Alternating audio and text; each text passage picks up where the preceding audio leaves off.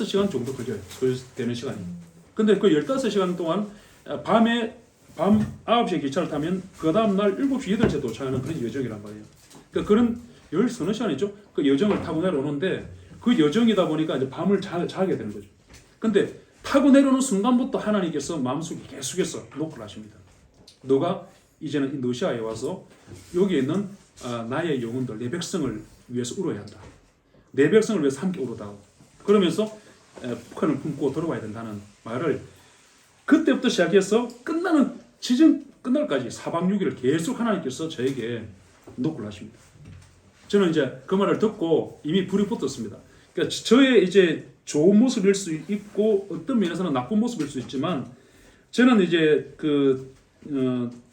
좀 약간 나쁜 모습이라고 하면 뭔가를 이제 하나를 일을 할 때 두드리고 생각을 하고 심취하고 뭔가 참 이렇게 굉장히 신중하게 해야 되는데 좀 그게 없습니다. 그게 좀 떨어집니다. 저희 아내는 굉장히 신중하게 하면서 굉장히 녹화하면서 굉장히 많은 걸 갖다가 섬세하게 보면서 하는 스타일인데 저는 그게 아닙니다. 하나님께서 불을 주시면 저지릅니다. 불을 주시면 이제 가야 됩니다. 4박 6일을 하는 시간 동안 불이 붙었으니까 또 가야 되는 거예요. 제가 개척도 불이 붙어서 나왔습니다. 저희 아내는 개척 때 왜 이렇게 가십니까? 왜냐하면 개척 때 나왔을 때 제가 큰 교회는 아니지만 울산에 그래도 한 500명 정도 모이는 교회는 작은 교회는 아니었잖아요. 울산에 조그만 한 500명 모이는 중형 교회에서 있는데 그곳에서 이제 전도사, 강도사, 부목사를 좀 지나면서 이 시간을 지내오면서 이 어떤 뭐 사례비라든지 어떤 그런 걸 따지면 뭐 말씀하자면은 그 웬만한 대기업에 뭐 들어갈 정도의 수준까지는 아니지만 많은 사례를 받았습니다. 그러다 보니까 이제 맞잖아요. 400% 보너스를 받으면 배사례가 400%면 큰 거예요. 크고 거기다가 뭐 이제 뭐 그러니까 아실 거예요. 그러니까 이게 석 달마다 배사례가 되면 이 사례비가 장난이 아니거든요. 그러니까 뭐 그런 사례비를 받다가 개척을 나온다고 하니까 이게 이제 쉽지 않은 거죠. 그런 상황 속에서 이제 했는데 저는 이제 불을 받았으니까. 그러니까 그렇게 왔고 저희 아내는 그럼에도 불구하고 반대하지 않는 은사가 있어가지고 반대는 안 해. 너무 큰 은사예요. 반대했으면 제가 못 갔어. 반대하지 않는 은사를 통해서 따라와서 고생하다 지금까지 왔는데 이번 러시아 갈 때도 반대하지 않더라고요. 본인은 주는데 본인은 이게 안 쓰는 거예요. 그러니까 제가 먼저 2년 정도 빨리 들어가서 고생을 좀 많이 하게 되는 상황 속에서 들어가게 됐습니다. 들어가게 돼가지고 그곳에서 이제 제가 길을 가는데 하나님께서 저 강활한 대지를 이제 가게끔 할 때에 제가 말씀드렸잖아요. 처음부터 저곳에 간 것이 아니에요. 가서 1년 동안은 저 땅을 밟아보지도 못했습니다. 제가 말씀드렸잖아요. 전에 말씀드린 것처럼 저는 러시아에 가면 바로 하나님께서 저곳에 저를 가져다가 그 크라스키노라는 그 지역에 저를 그냥 이렇게 순간 이동을 시켜서라도 하든지 아니면 정신을 차릴 때쯤이면 저곳에 가 있을 줄 알았어요. 1년 동안 저곳에 가지도 못했습니다. 저 땅을 밟아보지도 못했어요. 그냥 블라디보스톡이라는 하는 이 곳을 있는 거예요. 물론 그 사이에 제가 국경을 지나가면서 잠깐 저 땅을 밟은 적이 있어요. 그러니까 제가 말하는 밟는다는 것은 매주 가서 저 땅에서 헌신하는 시간을 하나님께서 갖게 하지 않으셨고 1년이라는 시간을 하나님께서 텀을 두시더라고요. 1년이라는 시간 동안 언어 공부를 하게 하시고 적응을 하게 하시고 비자의 문제를 해결하게 하시고 하는 그런 과정이 있었습니다. 그러면서 1년의 시간을 지나고 난 이후에 하나님께서 크라스키노를 가기를 두려워하지 말라라고 하는 메시지를 주셨다고 제가 말씀을 한번 드렸던 기억이 나는데 그 크라스키노 가기를 두려워하지 말라고 하는 메시지를 주실 때 제가 기도와 같이 3번의 그러한 증거를 보여주시면 저 땅을 밟겠습니다. 라고 했죠. 그러니까 저는 그때 크라스키노라고 하는 부분이 뭐 이제 정확하게 그림이 그려져 있지도 않았어요. 물론 그 전에도 크라스키노라고 하는 그 지역을 왔고 하산이라는 지역, 더 먼 하산이라는 지역도 내려가 봤어요. 그러나 하산이라는 지역은 2018년도 북한 그 4차 핵실험입니까? 그 북한 핵실험 이후에 전면 외국인 차단돼서 지금 아무도 못 갑니다. 못 가게 됐습니다. 그래서 우리가 갈 수 있는 최전방이 지금 크라스키노거든요. 이 크라스키노라고 하는 이 지역에서 저 북한 땅을 직선거리로 한 20km 정도 떨어져 있는 저 땅을 바라보면서 기도하고 있는 거예요. 그러니까 이 땅까지 이제 가는 부분인데 그래서 여기 이 마을에는 국정 수비대부터 시작해갖고 수많은 그런 이제 그 관계자들이 많이 살아요. 그러니까 외국인들이 또 매주 저곳에 가면 러시아는 보는 눈이 있잖아요. 매주 저곳에 가면 우리가 누군지를 다 보고 있어요. 그러니까 실제적으로 가기가 쉽지 않은 땅인데도 하나님께서 그 땅을 요구하셨고 가게 하셨고 이제 가서 곳에 사역을 하게 하신 거죠. 오늘 제가 이제 사역의 부분은 이런 부분이기 때문에 그냥 설명을 한 거고 요 곳에 가게 대한 것을 설명하기 위해서 제가 이 시간에 있는 건 아니니까 요 정도만 하고요. 그래서 어쨌든 그 시간을 가지면서 저 땅을 가게끔 해가지고 세계의 증거를 통해서 저 땅에 가서 이제 그 증거를 채택을 해주셨고 보게 하셨고 그리고 저 땅에 가서 이제 기도하고 있는데 저는 제 주된 사역 중에 첫 번째가 이거기 때문에 이걸 먼저 설명하는 거예요. 그래서 중보기도 사역으로 들어갔고 매주 500km 왕복 500km의 길을 매주 달려갑니다. 왕복 500km 하면 뭐 우리나라 사람들 그러더라고요. 500km 같으면 뭐 고속도로로 한 3시간 빨리 가면 4시간이면 가겠네요. 이런 상황인데 우리는 왕복 500km 하면 최소 8시간 걸립니다. 아무리 작게 잡아도. 많이 걸릴 때 12시간 걸릴 때 있습니다. 왜냐하면 저거는 고속도로가 아니고 일반 육로인데 육로이지만 우리 지훈이가 가봤지만 길들이 되게 안 좋아요. 어쩔 때 6시간 걸린다는 이유가 뭐냐면 거의 비가 오거나 눈이 오나 이런 겨울이 지나고 나면 다 구덩이처럼 파여 있는 곳이 많고 그런 지역들이 많은 그 시골 길입니다. 가보면 마을이 없어요. 이 러시아는요 길을 쭉 가다 보면은 마을이 있긴 있는데 어떻게 나타나냐면 요 직선거리 요 도로가 있어요. 도로가 있으면 이 도로에서 마치 이 개미굴 들어가는 식으로 10km 들어가면 마을이 형성됐어. 요로 10km 마을이 형성됐어. 그러니까 중간에는 마을이 없어요. 거의 그런 형식이다 보니까 가다 보면은 아까 제가 보여드렸던 경치 그런 것들만 많이 만나고 어쩔 때는 곰도 보고 어쩔 때는 호랑이도 보고 어쩔 때는 사슴도 보고 막 이런 일들이 일어나는 그런 지역입니다. 네. 실제로 저는 호랑이를 본 적이 없습니다만은 많은 분들이 봤답니다. 저는 살쾡이 노루는 많이 봤습니다. 물론 제가 이제 멧돼지도 많이 봤고 어쨌든 그런 명성과 같은 길을 질러가는 거죠. 다음에 전쟁이 끝나고 나서 우리 3교회 우리 목사님과 우리 3교회 우리 식구분들이 함께 이 지역을 한번 와보셨으면 좋겠다는 생각을 하게 됩니다. 오시면 제가 잘 가이드하겠습니다. 어쨌든 오셔서 이 상황을 보시고 자 여기는 이 크라스키로라고 하는 이 지역은 단지 동병장수가 있는 장소예요. 안중근 의사 아까 이또 민족의 원형 이또 히로부미를 저격했던 그 사건을 기억하시죠? 그 사건 속에 12명이 이제 맨손 이 무명지를 잘랐잖아요. 이 부분을 한 마디를 자른 거예요. 이것을 자를 때 선율이 얼마나 대단했겠습니까? 이걸 그냥 저는 아직도 궁금한 게 이걸 술 먹고 잘랐을까? 그냥 잘랐을까? 되게 아팠을 것 같아요. 그러니까 이걸 잘랐던 장소가 이 장소예요.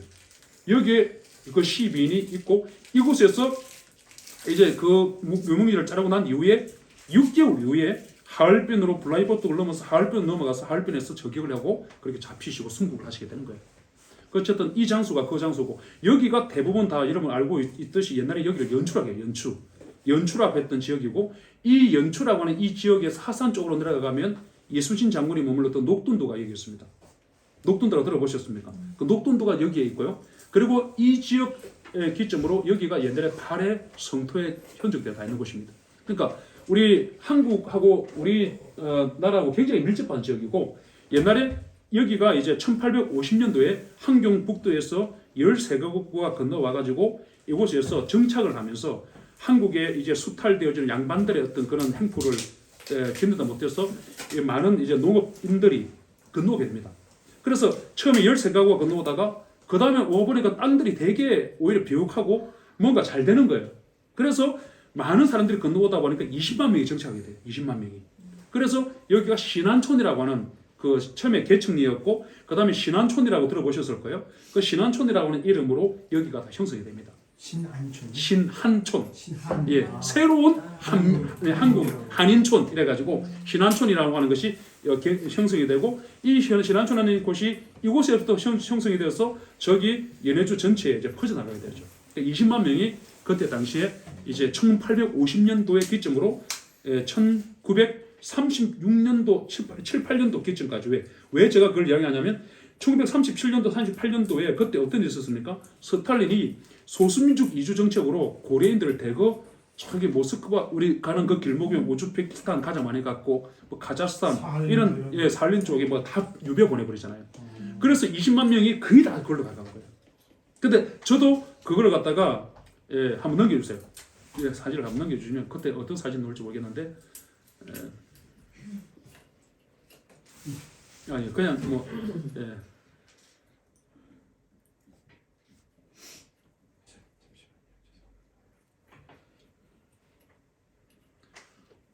저도 이게 이제 각본이 없다 보니까 이제 사진을 그냥 이렇게 못 해왔는데 다음에는 이제 또 좀 만들어 오겠습니다.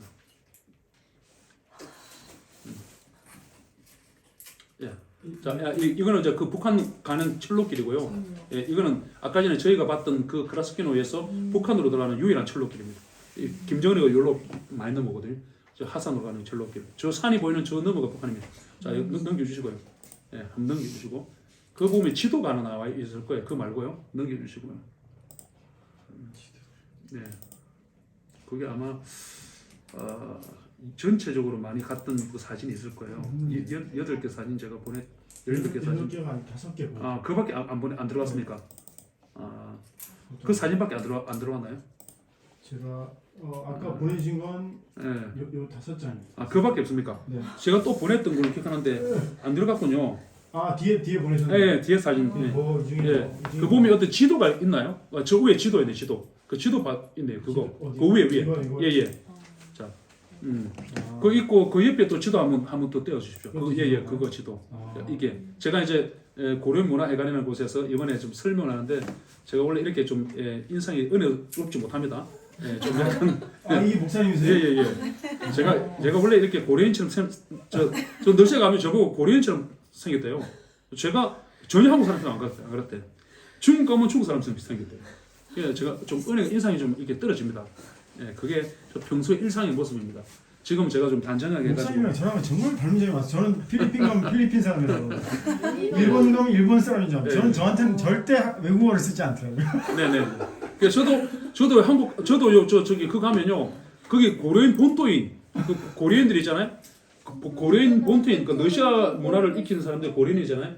그 중국에는 조선족이라고 하잖아요. 러시아는 고려인이라고 하거든요. 그 고려인들이 러시아 말을 다 쓰고 러시아인들이잖아요. 근데 그 사람들이 저보고 뭐랬냐면 우리하고 똑같은 사람들. 제가 고려인이에요. 말만 안 하고 있으면 완벽하게 고려인이에요. 그 저보고 고향이 어디냐 물어봐.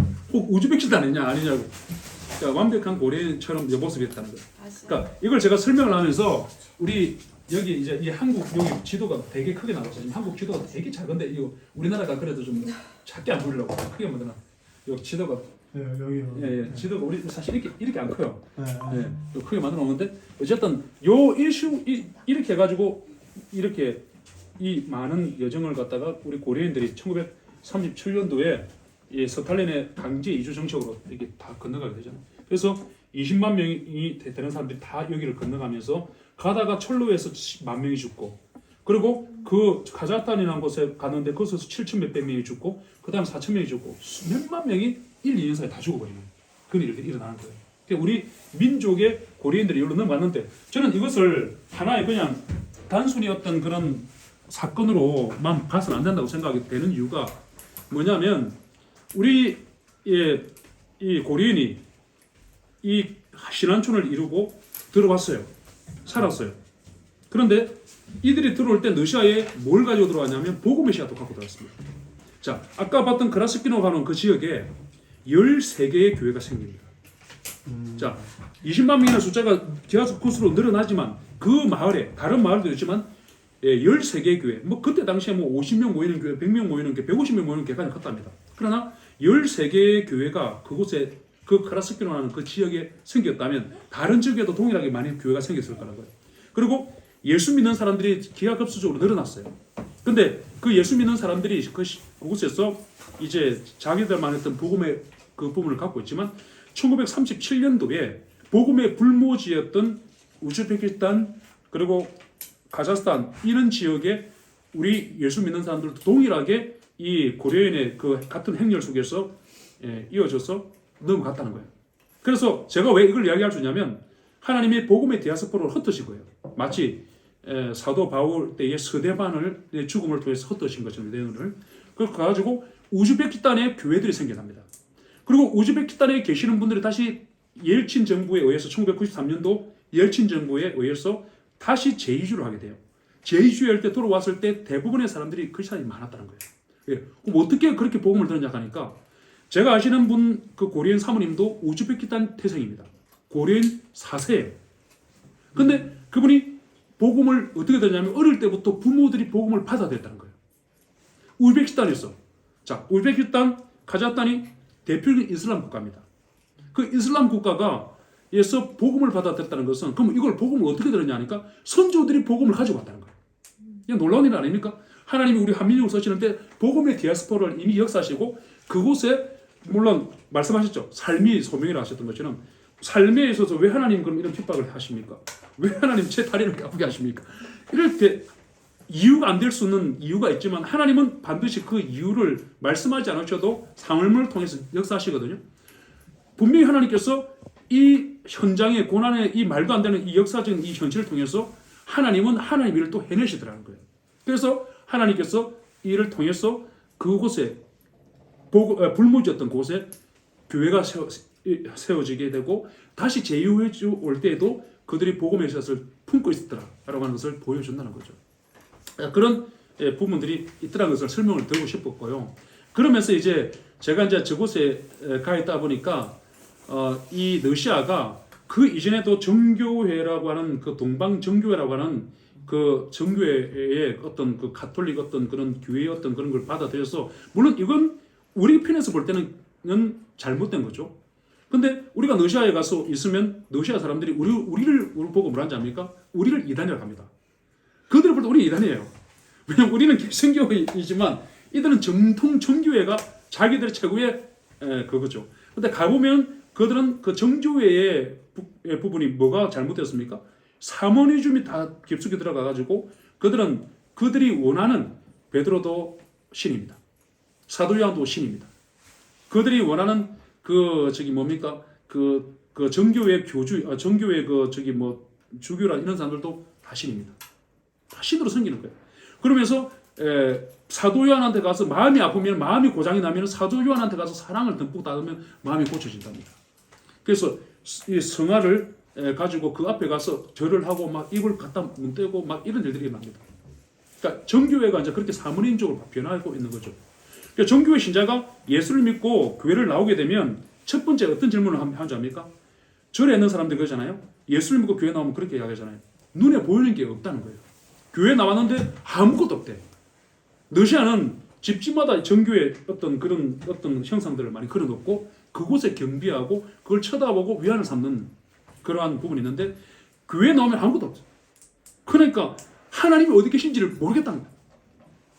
그렇기 때문에 성경에서 말하고 있는 분명한 1, 2계명을 범하고 있으니 우리 편에서 볼 때는 잘못되었지만 그들이 볼 때는 우리가 잘못된 거죠.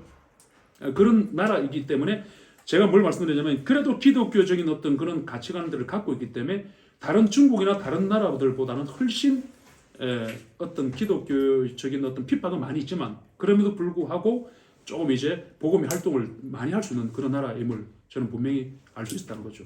또 그러기 위해서 우리 고려인들이 그동안 그러한 문화 속에서 복음을 받아들이고 살았던 흔적들이 있었기 때문에 이제 분명하게 저희가 좀 활동할 수 있는 부분도 없지 않아. 약간 그러니까 중국 같은 경우는 굉장히 단절되어 있잖아요. 그 러시아는 그렇지 않다는 거예요. 그럼에도 불구하고 이 러시아가 정치적인 개념으로 볼 때 북한 선교에 대해서는 굉장히 중국 못지않게 단호한 나라입니다. 그래서 우리가 이름을 쓸 때 보통 러시아 가갖고도 누구시라고 할 때 북한이라는 말 잘 안 써요. 왜냐하면 이번에도 제가 들어보니까 우리 한국 선교사님들 2분이 추방되었습니다. 북한 선교를 하는 분으로 추방된 사람 중에 25년 추방된 사람이었습니다. 25년이라는 것은 뭐 오지 말라는 겁니다. 중국도 5년 추방인데 25년 추방되신 분도 있습니다. 5년은 기본입니다. 왜? 북한 선교라고 하는 그 기점을 갖고 있는 사람은 다 추방시켜요. 그러니까 이 정치적인 개념에서의 북한과의 밀접한 관계의 행위를 가지는 사람들은 다 추방입니다. 그리고 그것을 통해서 철저하게 어떤 그 자기들의 법적인 질서를 세우는 거예요. 그러니까 저는 그 추방을 하기 위해서 어떻게 하냐면 중국도 마찬가지지만 우리가 지금 진행되고 있는 카톡이죠. 우리가 지금 하고 있는 이 카톡들을 아주 조심스럽게 우리가 해야 될 이유가 뭐냐면 자 목사님이나 고청 괜찮습니다. 뭐 선교사님 괜찮습니다. 북한이라는 호칭을 쓰면 안 됩니다. 그래서 우리는 아랫동네 보통 이렇게 씁니다. 나중에 추방시킬 때 어떻게 하는지 압니까? KGB가 세계 최고였던 뭐 그 중에 한 가지라고 들었죠. 우리 송 교사님 그 추방되신 분의 이야기를 들어보면 이만큼 몇 년의 카톡의 내용을 서류상으로 다 인쇄해가지고 보여주면서 당신 이렇게 하지 않았냐. 그걸 보여주는 나라입니다. 중국과 똑같아요.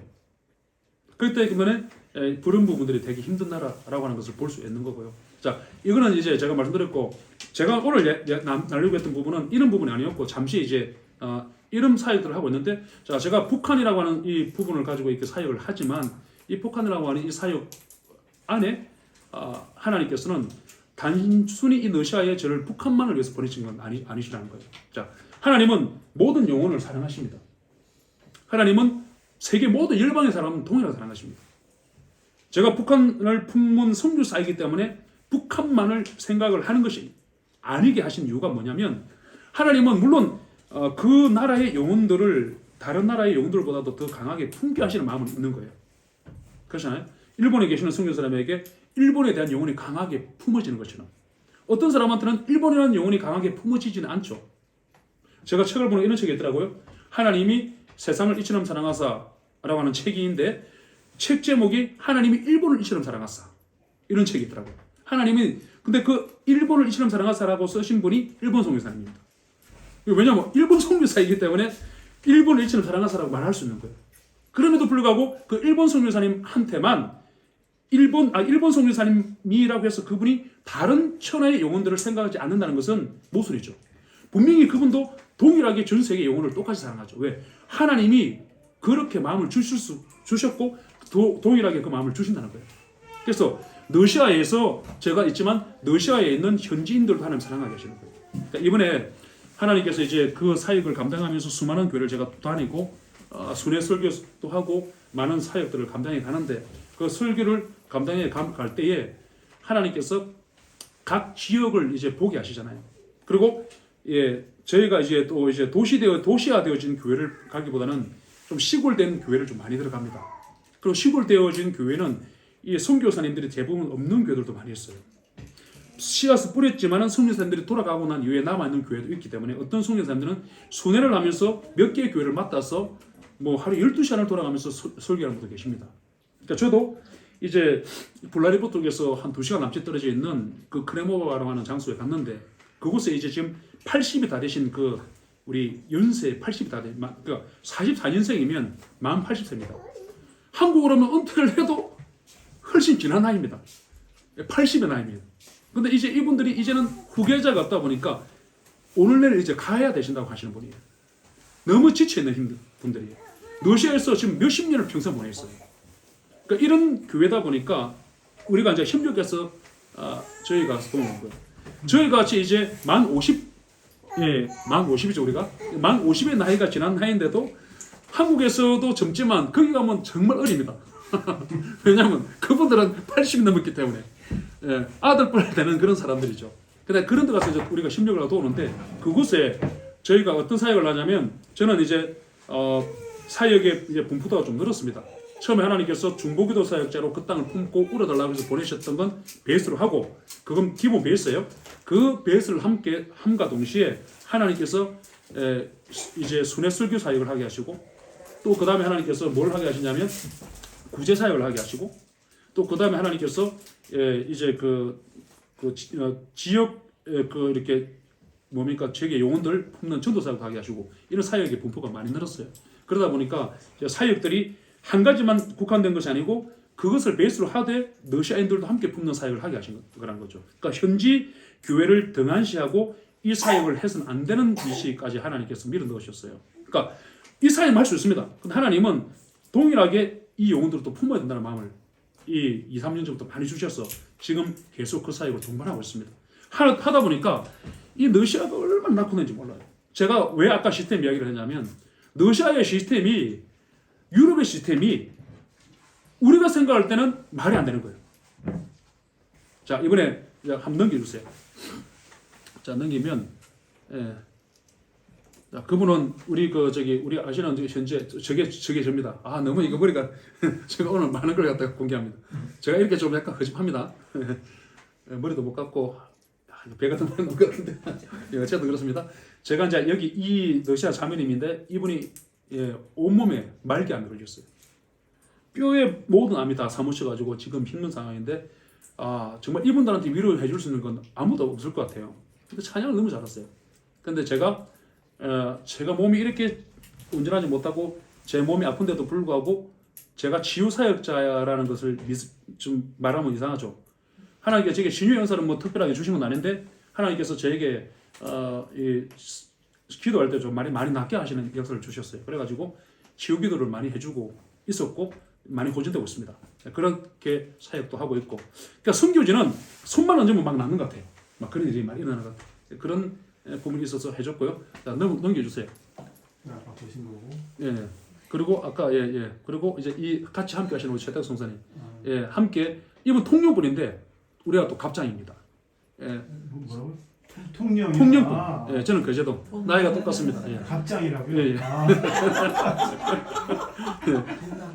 동갑내기입니다. 예. 갑장이라고 그러는데. 자, 제가 좀 표현을 좀 이렇게 좀 무식하게 해서 죄송하고, 우리 여기 이제 우리 러시아에 가서 이제 우리가 이제 구제 사역도 하는데 이런 옷들도 이제 제가 같이 가져가서 러시아 이 분들 이제 이 옷인가요? 이 옷을 제가 이번 한국에 가져와서 한국에서 들고 와가지고 20몇 불 주셨는데 제가 7불 못 가져왔어요. 그런데 이렇게 옷을 나눠주는데 손녀와 할머니예요. 그래가 이걸 주고 전달하면서 복음을 전하고 이분들 교회를 지금 나오고 있거든요. 나오고 또 보세요. 넘겨주시고 또 이렇게 또 가서 지역민 찾아가면서 전도하면서 이렇게 해주고 아까 먹었던 80 먹은 우리 어르신 그리고 넘겨주시면 이렇게 또 가서 이렇게 또 순회 이렇게 전도 사역하면서 빵 사역도 하고 전도 사역하면서 보세요. 집들이 엄청 낙후가 돼가지고 이 집들 들어가 보면요 엉망입니다. 이게요, 이 우리나라의 1950년대, 60년대를 경험을 못 하셨겠지만, 저도 못 했습니다만은, 오셔가지고 아마 이곳에서 사람이 살 수 있다고 할 수가 없어요. 예. 얼마나 엉망이냐면 또 이곳에 가보면은, 어떤 분은 돈이 없어가지고, 시골에, 돈이 없어가지고, 그 시골, 자기 집에 불을 떼야 되잖아요. 6개월이 춥잖아요. 불을 떼야 되는데, 불 뗄 수 있는 돈이 없어가지고, 집에 보면은, 집이 본집이 있고, 다른 헛간이죠, 헛간. 헛간을 뜯어가고 불을 뗀다니까요. 그런 열악한 환경이다 보니까 얼마나 이루 말할 수 없는 거예요. 자, 보시고. 그러니까, 우리 또 여기 이분이 날 때부터 온몸이 굳어가지고 허리를 안 펴져요. 이분도 집에 가보면 집이 엉망. 왜? 이분한테는 소망이 없어요. 왜? 몸이 다 굳어가고 몸이 엉망으로 되어 있고 온몸이 다 굳어 있는 상황 속에서 무슨 소망이 있겠어요? 그러니까 소망이 없다 보니까 늘 술을 먹고 늘 알코올에 젖어 있고 하지만 집들 보세요. 집들도 엉망입니다. 이게 집이라 할 수 없어요. 이게 집이라고 이게 가보면은 굉장히 이제 물론 아프리카하고 이런 데하고 비교는 하면 그렇겠지만 굉장히 이렇게 많이 낙후되어 있고 가면 많이 힘들고 그런 곳이 많거든요. 자, 이런 분들 찾아가서 이렇게 사역도 해주시기도 하고 자 보세요. 자 그리고 이제 바빠 사역하면서 우리 여기 이제 넘겨주시고요.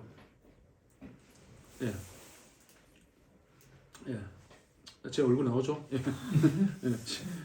이 사역들 하는데 이분들이 노숙자인 분들도 있고 어르신들도 있는데 이렇게 바빠 사역이라서 대단한 바빠 사역이 아니에요. 그냥 보루시라고 이제 수프하고 빵하고 차이를 갖고 와서 나눠주는 거. 정교에서도 나오기도 하고 교회에서 나오기도 하는데 이 사역을 합니다. 같이 함께 하고 있어요. 함께 하고 있는데 정말 뭐 음식을 갖고 나가면은 30분 나서 동이 납니다. 그렇게 영하 18도 20도에 있는 저 때가 영하 18도 20도였어요. 그럼에도 불구하고 저걸 보세요. 이걸 퍼주기 위해서 얼마나 손스럽게 합니까? 그런데 저렇게 하면서 섬기고 있고 작은 사역이지만 저런 사역들을 통해서 제가 좀 더 말씀드릴게요. 왜 이 일을 하게 하셨는지 자, 넘겨주시고요. 그리고 러시아는 저희 아내입니다. 요 있는 사람 말고 맨편에 제가 요 분입니다. 미모의 여인입니다. 이분이 제 아내인데 여기 같이 함께 가지고 옆에 계시는 여자 목사님이시고 물을 왜 떠냐면은 식수가 너무 안 좋아가지고 물을 퍼먹어야 돼요. 이게 이제 지하수인데 그나마 좋아요. 그래서 그냥 러시아는 물을 먹으면은 녹물이 나오고 녹물이 먹지 못해요. 그래서 이렇게 물 떠오는 것도 사역이다. 이렇게 한번 찍어놨던 거고. 그러면은 여기 이제 제 차에 저희 아내가 같이 타고 가면서 찍었던 사진이고요. 자, 아까 보여드렸고 이제 요걸 이제 보여드리고 싶습니다. 여기 보게 되면 우리 유라 형제라고 지금 보면은 지금 우리가 이거 제가 원본을 보여드리면 너무 여러분들이 놀랄까 싶어서 그 여기 뭡니까 요거 비닐을 덮어놨어요.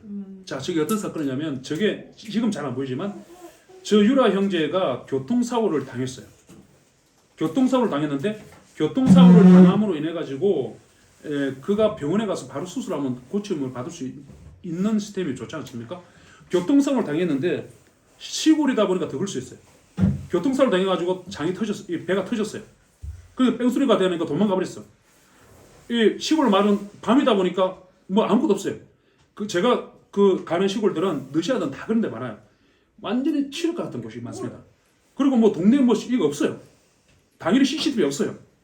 그러니까 이제 치면은 이제 어떻게 될 수 없죠. 근데 어디 가까스로 목숨을 건졌는데 배가 터져서 창자가 튀어나왔습니다. 튀어나왔는데 문제는 뭐냐면 저렇게 나온 지 한 달이 지났는데 병원을 못 가. 이해가십니까? 동네 병원에 오래 가니까 못 고쳐. 이 집을 수가 없어. 대충 해주고 국립병원이니까 제가 말씀드렸잖아요. 국립병원이니까 국립병원에 블라디보스톡이라고 하는 인구 75만 도시니까 대도시잖아요. 인구 75만의 국립병원이 있는 이 블라디보스톡 그곳에 이제 의뢰를 내갖고 일을 잡아놨는데 그 날짜를 잡아놨는데 날짜까지 2달이 있어야 치료받았다는 거예요. 자, 이게 자 우리는 응급으로 생각할 때 우리 감기만 걸려도 응급이라도 병원 가잖아요. 그럼 다 해주잖아요. 우리 이 나라의 응급은 도대체 어떤 수준의 응급인지 모르겠어요. 장이 튀어나왔어요. 장이 썩고 있어요. 응급입니까? 비응급입니까? 우리나라에서는 응급으로 봐야 됩니까? 비응급입니까? 우리나라는 응급실 가면은 돌려보내겠습니까? 그냥 수술시켜주겠습니까? 그냥 이 나라는 사람이 생명이 지금 당장 넘어지지 않는 이상 단 며칠이 살더라도 지금 당장 불이 꺼지지 않는 이상은 응급이 아닙니다. 비응급입니다. 그런데도 본인은 지금 의료 혜택을 받지 못합니다. 누군가 손을 쓰지 못하면 그 사람 죽어요. 근데 우리가 이제 이분을 계속 2년 가까이 전도를 하면서 이분을 찾아가서 만났던 분인데 하나님이 또 이렇게도 역사하시는 거예요. 한 번도 우리를 가면은 별로 감흥도 없고 왜 우리가 그 교회를 가야 됩니까? 그러니까 이 사람들이 보셨죠? 정교회의 마음은 있지만 우리는 새로운 궤도로 했기 때문에 이단이란 말이에요. 사실 더 그렇고 이 러시아인들이 아시다시피 우리 사모님도 유럽 가보시고 하셨잖아요. 유럽인들이 자존심이 셉니까 안 셉니까? 신토카베만큼 셉니다. 근데 러시아인들은 더 세요. 슬라브 민족이 얼마나 자존심 센지 몰라요. 근데 이 사람들이 동양인들에 대해서 그렇게 크게 했지 않습니까? 호락호락하잖아요. 그런데 이런 지경이 이제 이루어지니까 물론 다 그런 건 아니지만 이런 지경이 이루어지니까 도움을 요청하는 거예요. 도와주십시오. 살려주십시오. 그래서 이 아내분이 나이가 조금 들었고 이 젊어 보이잖아요. 아내분 나이가 좀 많아요. 이 나라는 좀 그게 또 많이 뭐 10살 차이 나도 같이 삽니다. 어쨌든 이 아내분이 눈물을 글썽글썽 흘리면서 도와달라고 해갖고 이제 우리는 그전까지는 이분이요 한 달 동안 방치가 되도록 우리를 보여주지 않아서 우리는 몰랐지. 전도하러 집에는 들어가도 그 방은 안 보여주니까. 한국도 마찬가지일 거예요. 근데 그때서 이제 보여주면서 우리가 이렇다 하면서 이야기를 하는 거예요. 좀 더 빨리 보여줬다면 얼마나 좋았을까요? 한 달 동안 우리 혜택을 못 받고 이제 다 주고 가는 거예요. 쓰고 들어가는 거예요. 방법이 없는 거예요.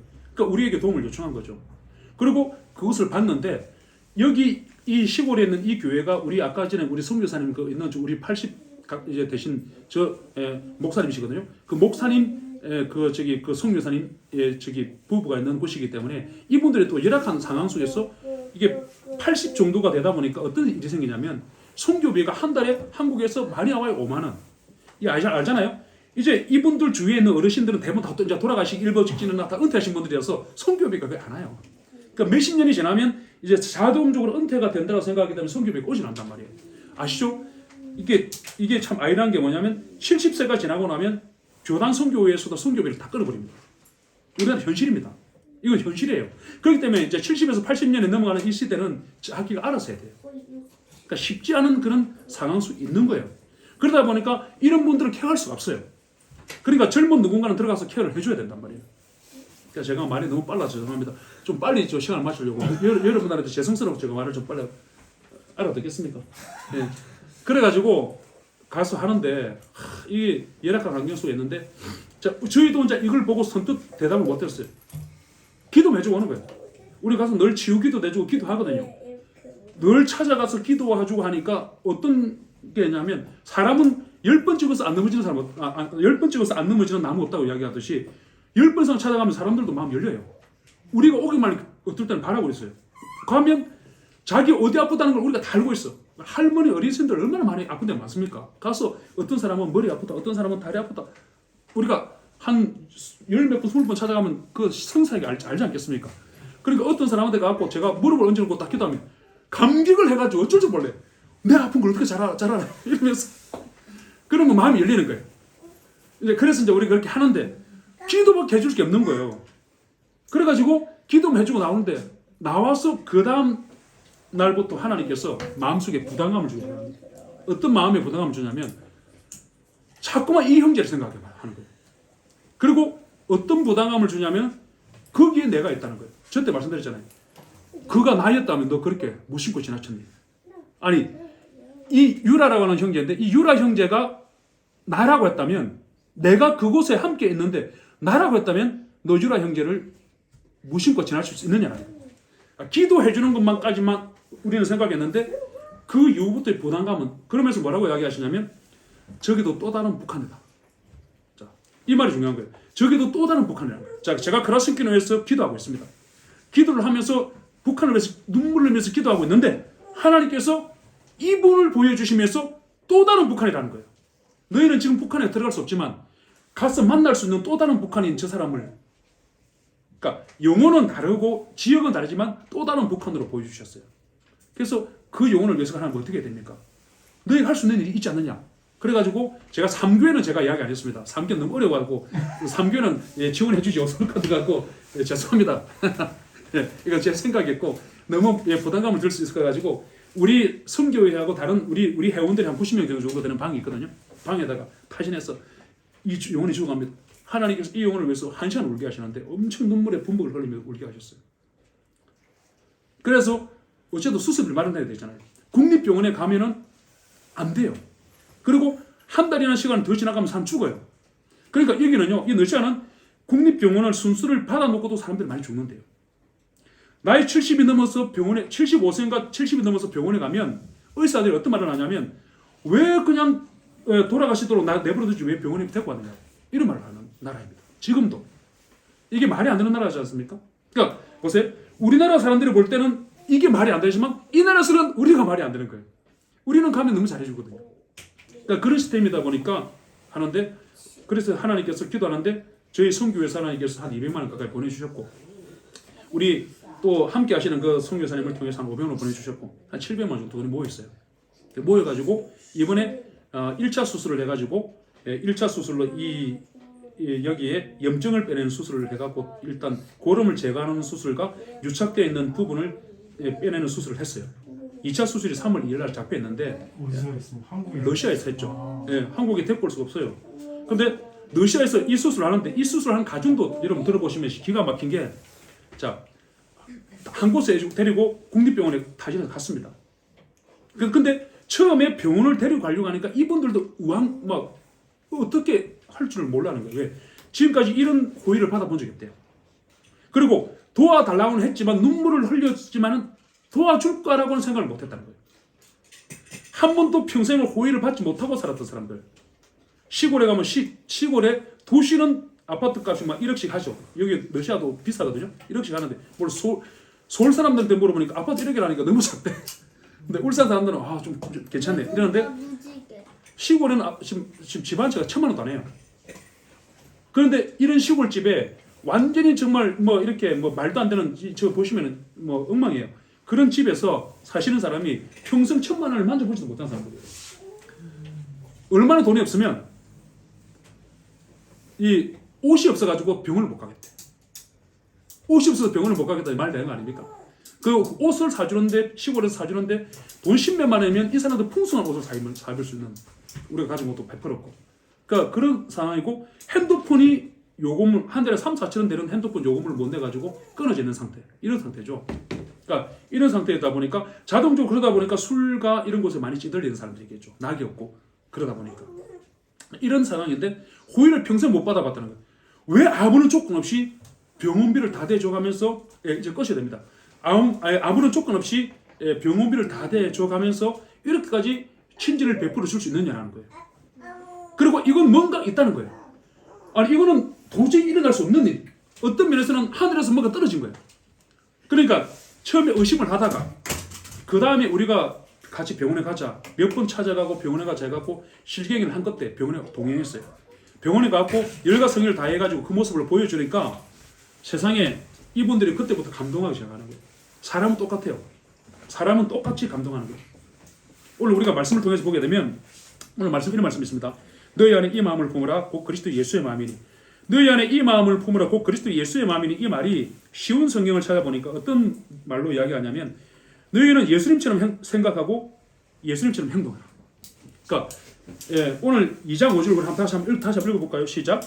너희 안에 이 마음을 품으라 곧 그리스도 예수의 마음이니. 이 말씀을요 제가 쉬운 성경을 찾아보니까 이렇게 이야기하더라고요. 예수님처럼 생각하고 예수님처럼 행동하라. 자, 예수님처럼 생각하고 예수님처럼 행동하는 게 뭘까? 참 우리는 많이 생각을 합니다. 근데 어려운 게 아니더라고요. 자, 우리 주위에 있는 병든 자, 소외된 자, 우리 주위에 수많은 사람들이 있습니다. 우리가 복음을 전할 때, 죄송하지만 복음을 전할 때 말로써 복음을 전할 수 있습니다. 말로써 복음을 먼저 전해야 됩니다. 진리를 선포해야 합니다. 그러나 말로써 복음을 전하는 것보다 못지않게 중요한 것은 행동으로 보여주는 것입니다. 행하지 않고서는 복음에, 그러니까 우리 예수님도 행동하셨어요. 병든 자들을 치유하셨어요. 병든 자들에게 먹을 것도 나눠주셨어요. 그 행동에 나타나지 않으면, 그래서 성경은 이야기하잖아요. 마태복음 5장이니까 너희 착한 행실로 하나님께 영광 올려드리라고. 그 착한 행실로 영광 올려드리라고. 그리고 우리 예수님께서 뭐라고 말씀하셨습니까? 우리 하나님 우편과 하나님 왼편에 있는 자들에게 뭐라고 얘기합니까? 우편에 있는 사람들한테 너희가 내가 목마를 때 마시게 했고 이런 말씀 나오잖아요. 이 작은 소자에게 한 것이 곧 나에게 한 것이라고 하는 말씀이 나옵니다. 그러니까 우편에 있는 사람 당황합니다. 우리가 언제 그랬습니까? 여기 있는 이 조그만 사람한테, 이런 병든 사람한테 한 것이 나에게 한 것이라고 말씀하시는 거예요. 그러니까 제가 동일하게 이것도 이 한국도 마찬가지라고 생각합니다. 너무나 많은 지금 이 한국이 물질적으로 많이 이제 풍성해져 있다 할지라도 한국 역시 굉장히 지금 물질뿐 아니라 수많은 곳곳에서 소외되고 피폐되어 있는 인원들이 많이 있습니다. 우리 눈에는 안 보일 뿐이지 조금만 낮춰서 보면 수많은 영혼들이 눈에 보이게 됐어요. 물론 러시아는 이로 말할 것도 없죠. 그런데 많은 사람들의 동일한 마음이 뭐냐면 처음에는 마음문을 열지 못합니다. 열지를 못하더라고요. 왜 우리가 이런 걸 받아야 됩니까? 이게 뭔가 이거 우리 꿍꿍이 있는 겁니까? 이렇게 하는 거예요. 그래서 그 솔직한 말로 그렇잖아요. 우리가 언어도 통하지 않죠. 그리고 러시아 사람들도 이런 거예요. 우리 옆에 있는 송유 사람들이 다 그런 건 아니지만 송유 사람들한테 좀 이렇게 도움을 요청했어요. 그런데 송유 사람들 중에서 다 똑같진 않아요. 그러니까 그분들의 말이 일리가 있어요. 이 일을 잘못 도와주다가 외국인은 우리가 잘못 도와주다가 그들에게 무슨 사고라도 생기면 덤탱이를 쏜다는 거예요. 그럴 수 있습니다. 그러면 그걸 인해 가지고 오히려 안 도와주지 못할 만큼 되고 잘못하면 추방을 당할 수 있는 빌미도 생긴다는 거예요. 왜? 이들이 악한 마음을 품으면은 저들이 잘못해가 했다 이렇게 나올 수 있단 말이에요. 그래서 우리는 이제 가족의 동의를 받고 지혜롭게 했는데 이제 다 이제 이 은혜를 이제 잊게 된 거죠. 중요한 건 뭐냐면 지금 1차 수술이 끝나는 이 가정 속에 처음에 갔는데 국립병원에 가니까 공짜지만 기다릴 수 없어서 사립병원에 갔어요. 사립병원에 굴라리버터에 있는 사립병원 1,600만 원 들어가더라고요. 이걸 고치는데 1,600만 원이에요. 이게 말이 안 되는 금액이잖아요. 그래서 우리가 조금 떨어져 있는 제2의 도시 우스리스크를 갔는데 거기 가니까 600-700 정도면 고친다는 말이 있어서 지금 하고 있는데 문제는 뭐냐면 바로 가자마자 바로 고쳐주면 좋잖아요. 근데 이 병이라는 것이 이것은 우리나라 같으면 금방 하루만 다 하는데 1차 수술, 2차 수술 말할 필요가 없잖아요. 근데 1차 수술을 하는데 어떻게? 또 의사가 휴가 갔으니까 또 좀 있다 와. 이런 식으로 이야기합니다. 이번에 가서 수술을 다 끝낼 줄 알았어요. 의사가 예약을 잡아놓고 휴가를 가고 있습니다. 사립병원인데 의사가 휴가를 갔어요. 저 멀리 산림 가가지고 열마리 오토 한답니다. 3월 1일 수술했는데. 자, 제가 무슨 말씀 드리고 싶냐면 이런 말도 안 되는 어떤 이런 시스템 속에 있다는 거예요. 그런데 우리는 이런 시스템 속에서 없기 때문에 우리는 이게 부자연스럽지만 그 나라는 이게 자연스러운 거예요. 그런데 저희가 생각할 때는 야, 암달복달하면서 야, 이게 왜 이런 일이 일어나지 할 수 있는데 이것 또한 하나님의 섭리였다고 생각하는 게 이 사람들이 이 러시아 사람들이 이번 1차 수술을 받고 나서 어떤 말을 하냐면 안도의 한숨을 쉬면서 살았다는 거예요. 자기는 죽을 줄 알았고 그리고 이런 일이 자기에게 일어날 수가 없다는 거예요. 1차 수술만 받았을 뿐이고 완전한 수술이 끝나지 않았음에도 불구하고 오히려 이 사람은 살았다고 이야기를 하고 어떤 변화가 일어납니까? 이 가정들 속에 이 가족들이 교회를 나오기 시작했습니다. 할렐루야. 중요한 건 이거예요. 이 가족들이 교회를 나옵니다. 왜? 교회를 나와야 사니까. 그래서 이제 교회 나와서 너사인들이 주일날 예배 한 번밖에 없어요. 그러니까 주일날 예배 한 번밖에 우리도 그러잖아요. 우리도 옛날 조영기 목사님 설교 들어보니까 뭐 수요일날 나온 사람 그게 진리가 아닌데 수요일날 그래도 나온 사람들은 다 구원받을 믿음 있는 사람입니다. 이렇게 설교하더라고요.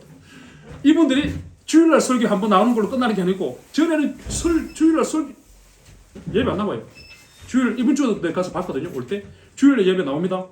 수요일날 예배 나옵니다. 금요기대 나옵니다. 살려고 이제 나오셔서 예수를 영접하셨어요.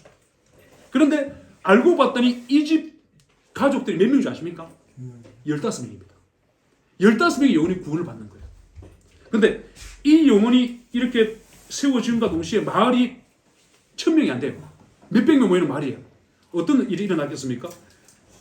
소문이 나가지고 착한 행실에 소문이 나가지고 그 마을 주민들이 이제 좀 큰일 났습니다. 너도 나 좀 고쳐달라고. 그래갖고 지금 이제 줄 서는 입장 속에 있는데 좋은 이미지의 소문이 난 거예요. 지금 이 선교사님이 그곳에 들어간 지 15년이 됐는데 이때가 이런 일이 한 번도 없었대요. 근데 왜 그럼 하나님께서 지금 이 시기에 이분을 아프게 하셨을까? 자, 이곳에 이분을 아프게 하신 이유가 무엇이었을까? 하나님은 하나님의 또 다른 그 하나님의 역사를 위해서 삶 가운데 그 일을 이끌어 가실 거라 저는 생각하거든요. 어쨌든 이 일을 주도하셨어요. 그리고 주도해 가고 계십니다. 하나님께서 저에게 보여주신 게 뭐냐면 결론적으로 말씀드리면 그렇습니다. 큰 이야기를 말하는 게 아니에요. 제가 오늘 우리 서정 전사님한테 뭐라고 이야기하냐면 말씀을 나눠달라 하셨는데 본인이 안 오셨어요. 참 마음이 좀 그런데 제가 워낙 말이 빠르고 하니까 영상을 들을 때는 좀 어떨지 모르겠지만 이제 올리실 거 아닙니까? 그러면 듣겠죠. 근데 저는 일상일 뿐입니다. 저는 일상이에요 하니까 그 일상이 선교라고 이야기하시는 거예요. 그러니까 그 일상이 선교라고 이야기하는 거와 삶이 이제 소명이라는 말과 동일한 그래서 3교회 성도님들은 이렇게 동일한 어떤 생각으로 관점들이 되어 있구나. 너무 감사하다는 생각을 하게 되었습니다. 아무튼 일상적 이야기일 뿐이고 저도 삶 속의 사역의 일상적인 화려함도 전혀 없습니다. 어떤 화려함도 없잖아요. 그냥 그들과 함께 하는 것밖에 없어요. 자, 그러면서 제가 이야기를 하고 마치려고 합니다. 제가 하나님께 지지난 주일날 그렇게 이야기했습니다. 한국에서 어떤 선교사님들 부부가 이제 들어온대요. 그러니까 그분들도 지금까지 많은 사역들을 감당하셨겠죠. 근데 그분들이 58 정도 되셨는데 마지막 이제 은퇴를 하시고 이곳에서 오셔가지고 은퇴를 하시고 여기서 오셔가지고 그 이제 선교사의 길을 가려고 하신다는 거예요. 그래서 지금까지 이제 신학을 공부하고 신학대학원을 졸업하고 선교사 연수 과정을 거치고 있는 가운데 있다고 합니다. 자, 그분들 오셨어요. 우리 함께 해주시는 선교사님이 이분들을 저보고 좀 가이드를 좀 해달라는 거예요. 모시고 다니면서 선교지도 보여주고 이분들이 원하는 어떤 미팅 장소도 가지고 하는 일을 제가 뭐 조그만 차지만 그런 게 있으니까 또 가능한 거죠. 그러면서 이제 저보고 가이드비를 얼마 주면 되냐 물어보길래 제가 뭐 여행사 가이드도 안 하고 무슨 가이드비를 책정합니까? 알아서 달라고 모셨는데 자꾸만 이 선교사님이 이분들이 엄청 가난하대. 그래서 나는 엄청 가난하다고 하는 말 듣고 속으로는 차비도 안 받고 해줘야 되나 이런 생각도 하고 제가 마음을 작정하고 있었어요. 근데 들으셨는데 웬걸 다니시는데 이분들 이야기를 들어보니까 뭐 편의점도 하시고 직장도 뭐 엄청난 돈을 받는 어떤 안전관리 공단 쪽에서 다니시고 이번에 자녀분이 이제 좀 있으면 목사님 되시는데 그 자녀분한테 4천만 원짜리 차도 사주었다 하고 이게 가난한 분은 아니잖아요. 그러니까 제가 이제 그 얘기를 다 듣는 순간 제가 왜 이제 이분을 뭐라 하는 게 아니고 제가 어떤 생각을 했냐면 하나님 이제 푸념했습니다. 하나님 왜 나는 이렇게 가난하게 선교사의 길을 가야 합니까? 솔직히 하나님께 푸념했습니다. 아니 그분들을 이제 보고 나니까 내가 너무 가난한 거예요. 그래서 하나님께 푸념을 하는데 하나님께서 그때 바로 어떤 칼럼을 하나 저한테 보내주시는 거예요. 딱 하나님은 우리 생활 속에서 항상 역사한다는 걸 우리가 보지 않습니까? 제가 지금 하나님 앞에 쓰임 받고 있구나. 제가 지금 하나님 앞에 응답을 받고 있다는 것을 삶을 통해서 느낄 때가 많습니다. 왜냐하면 삶 속에서 하나님 역사하시니까 여전히 그는 푸념을 했을 뿐인데 아니 다른 때 기도할 때는 그렇게 빨리 응답을 안 주시더니 이 푸념을 했는데 응답을 주셨어. 어떤 응답을 주냐면 어떤 칼럼이 하나 들어와요. 30분 만에 칼럼이 들어와요. 칼럼을 읽었는데 칼럼도 어떤 이야기냐면 어떤 대주교가 있을 때 이름도 누군지 몰라. 대주교가 있었는데 그 대주교가 이제 이야기죠. 식탁을 이제 차려놓고 이제 문을 열고 밖에 풍경을 바라보면서 식사를 하려고 딱 하는데 밖에서 어떤 마을 사람들이 수도 있고 노숙자분들이 있겠죠. 그들이 이 대주교의 식탁을 보고 막 흐뭇해하면서 쳐다보고 있더라고요. 근데 그 순간 대주교가 밥을 먹지 못했대요. 너무 그 이후부터 며칠 동안 그들의 눈빛이 너무 강하게 들어와서 밥도 못 먹고 고민하면서 내가 어떻게 하면 저들과 함께 할 수 있을까?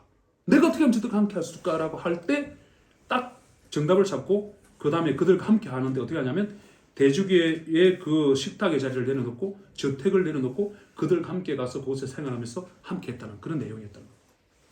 제가 이제 그 이야기를 딱 받는 순간 어떻게 됐을까요? 하나님께 이렇게 고백했습니다. 하나님, 가난하게 사는 것도 복이군요. 그러나 빚없는 가난함 속에 계해 주십시오. 그러면서 뭘 이야기하냐면 하나님 그런 마음을 주시는 거예요. 너가 이러한 가난함을 경험해 보지 않았다면 그 소외된 자들의 그 눈빛을 너가 그 소외된 자들을 네가 찾아갈 수 있었겠느냐라고 하는 거예요. 그리고 그 눈빛을 그 눈빛을 보고 그들 이런 말씀을 주시는 거예요. 제가 너무 은혜를 받았죠. 하나님께서 나를 이렇게 가난하게 만드신 것도 복이군요. 그러한 고백을 하면서 이 사역의 현장 속에서 쓰임 받는다는 것에 너무 기쁨이 있었고 감격이 있었습니다. 아무튼 저의 사역은 중요한 사역은 아니지만 이 사역을 통해서 한 영혼들이 세워지고 그 영혼들이 회복되어지는 것을 쓰임받을 수 있다는 것에 너무나 감격이 되었고요. 그래서 다음에는 제가 이런 일이 있으면 3교회에도 반드시 도움을 요청하겠습니다. 그래서 이제 그런 일들로 지금 이제 진행돼 가고 있고 전혀 아무것도 아닌 상황이지만 그러나 하나님은 한 영혼을 천하보다 귀하게 여기시고 그 한 영혼에게 한 것이 나에게 한 것이라고 하시는 그 말씀들을 우리가 주셨다면 이 3교회, 이 대한민국에 있는 이 3교회 그리고 또한 저기 크라스키노에 있는 우리 동일하게 그 영혼들을 위해서 달려가는 하나님의 그러한 부림 속에 있는 그러한 하나님의 그러한 일꾼들이라는 사실을 생각을 해보게 되었습니다. 그래서 제가 제 나눔은 여기로 하고 두서없이 준비되지 못한 상황 속에서 어제 갑자기 연락을 주셔가지고 해달라고 해가지고 두서없이 그냥 앞뒤 전후 맥락 없이 했지만 어떤 한 부분이라도 저와 여러분에게 은혜의 도전이 있었을 거라고 생각하고 이만 마치도록 하겠습니다. 이상입니다. 기도해 주십시오. 거룩하신 하나님 아버지, 정말 우리가 부족합니다. 우리가 연약합니다. 우리가 하나님 아버지 이런 말할 수 없을 정도로 하나님 앞에 정말 온전하지 못한 존재임을 고백합니다. 그러나 이러한 아버지 먼저보다도 작은 존재인 아버지 저희들을 사용해 주셔서 하나님 이 시대에 하나님이 원하시는 일들을 맡겨주시니 감사합니다. 그리고 그 일들을 동일하게 함께 품고 달려가면서 아버지 이루어드리기 위해서 때로는 아버지 정말 부족함에도 불구하고 일어날 수 있는 힘을 주셔서 가게 하시니 감사합니다. 하나님 어떤 처지에 있든 어떤 상황 속에 있든 하나님은 영광을 받으시기를 원하시고 어떤 상황 속에서 하나님께서는 있던 그 일을 통해서 하나님 일을 반드시 이루어내기를 원하시는 분이십니다. 우리가 이 사건이 어떻게 일어나고 우리가 이 상황이 어떻게 전개가 되어지고 어떻게 아버지 이렇게 일어날 수 있냐라고 할 수 있지만 그러나 그 상황을 통해서 하나님은 오늘도 경배를 받으시고 영광을 받으시고 이끌어 가시는 분이심을 고백할 수밖에 없습니다. 하나님의 그 인도하심 속에 우리가 각자의 맡은 역할들을 아버지 충실하게 수행할 수 있는 아버지 감당할 수 있는 힘을 주시옵소서. 능력을 주시옵소서. 또 하나님께서 주시는 그 은혜의 마음을 아버지 우리에게서 앗아가지 마시고 우리에게 성령의 충만한 마음과 은혜의 마음을 끊임없이 부어주셔서 영원 사랑하는 마음을 가지고 끊임없이 주의 길을 달려갈 수 있는 그러므로 말미암아 하나님 앞에 영광 올려드릴 수 있는 우리가 되게 도와주옵소서. 3교회 목사님과 또 우리 사모님과 우리 3교회 목사님과 사모님과 또 우리 모든 우리 사랑하는 자녀분들과 성도님들을 축복합니다. 이 자리에 계시는 모든 분들을 축복하며 예수님 이름으로 기도합니다. 아멘. 감사합니다. 아이고. 엄청 길죠?